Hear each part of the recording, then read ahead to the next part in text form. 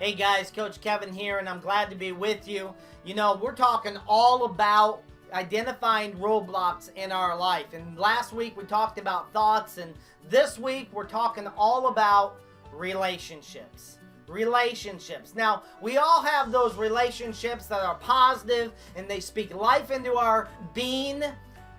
And then we have those relationships that don't really speak life into our being, if we're being honest. Today's story is all about Joe and John. Now, Joe is a super positive, upbeat guy. He's always reading personal development books. And John, well, he's a Debbie Downer. He always looks for the risk and the hidden meaning type of things, and he's always looking for the downfall instead of the uprise, so to speak.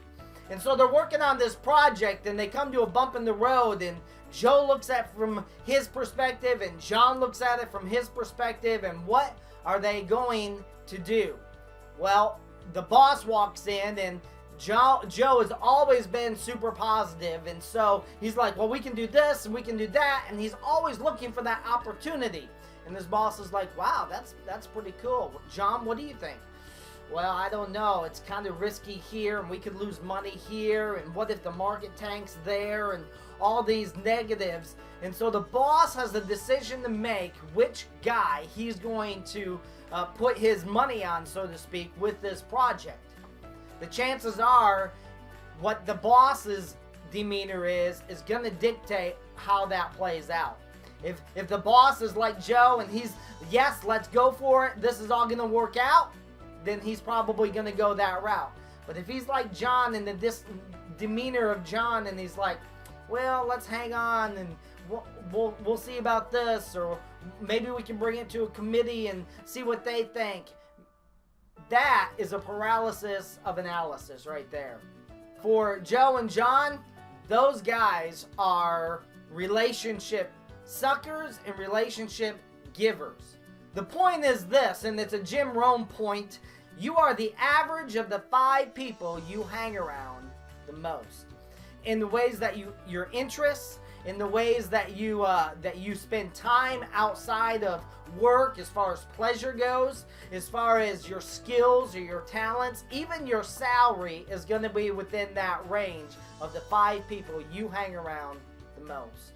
So the question today is this: do you need to change friends?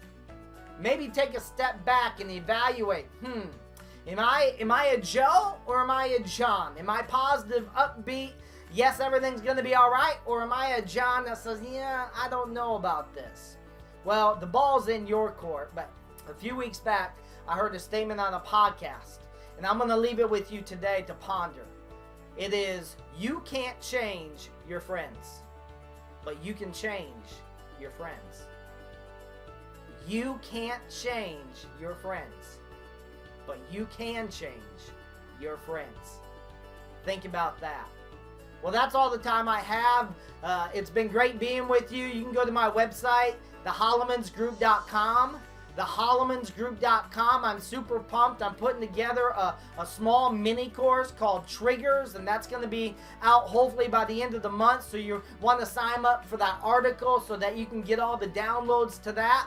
You can email me at thehallemansgroup@gmail.com. I look forward to seeing you next week, and you guys have a blessed week.